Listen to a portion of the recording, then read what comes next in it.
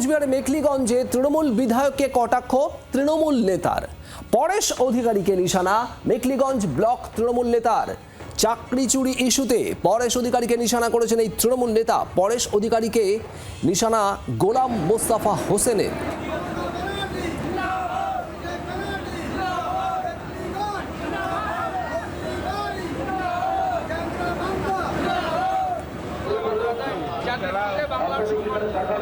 কারো হকের চাকরি নিয়ে আমরা চুরি করি না। এখানে উত্তমকে অপমান করা মানে জেলা সভাপতি এবং দলকে অপমান করা। আমরা নাকি উত্তমের কর্মচারী, কর্ম দেওয়ার আপনার দায়িত্ব ছিল, আপনি দিতে পারেননি।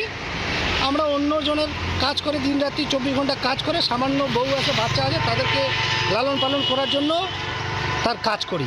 আমরা কারো চাকরি চুরি করি নেই, যেটা আপনি করেছেন। প্রদ্যুৎ দাস আমাদের প্রতিনিধি রয়েছে। প্রদ্যুৎ, দলেরই নেতার বিরুদ্ধে এভাবে সরব হয়েছেন গোলাম মোস্তফা হোসেন। দেখো, শুধু গোলাম মুস্তাফা হোসেন নয়, একাধিক ব্লকের নেতারা কিন্তু এখন এই বিধায়ক পরেশ অধিকারীর বিরুদ্ধে তোপ ডাকছেন। কারণ সামনেই বিধানসভা ভোট, দল এই কিছু কর্মীদের অন্ধকারে রেখেই কাজকর্ম করছে, এমনটাই অভিযোগ দলেরই একাংশের। আর এতে কিন্তু গোষ্ঠী কন্দল প্রকাশে এসছে।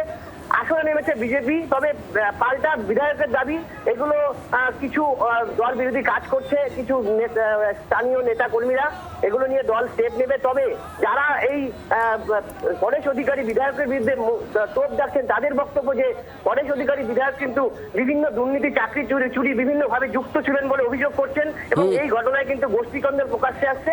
আর প্রদ্যুৎ, তোমাকে ধন্যবাদ। আর এই নিয়ে পরেশ অধিকারীর কি প্রতিক্রিয়া শুন। ওই একজন দুইজনের কথা আমরা দেখেছি ইয়েতে,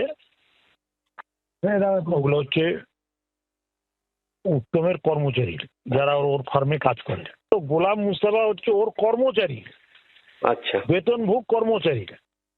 ও মালিক যেটা বলবে সেটাই ও কথা বলবে। মানে পাঁচবারের বিধায়ক, কেউ কোনোদিন কোনো প্রশ্ন তুললো না।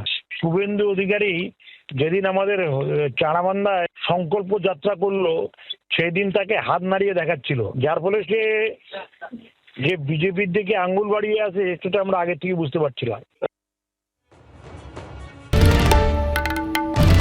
বাংলার আওয়াজ, বাঙালির আবেগ, জি 24 ঘন্টা।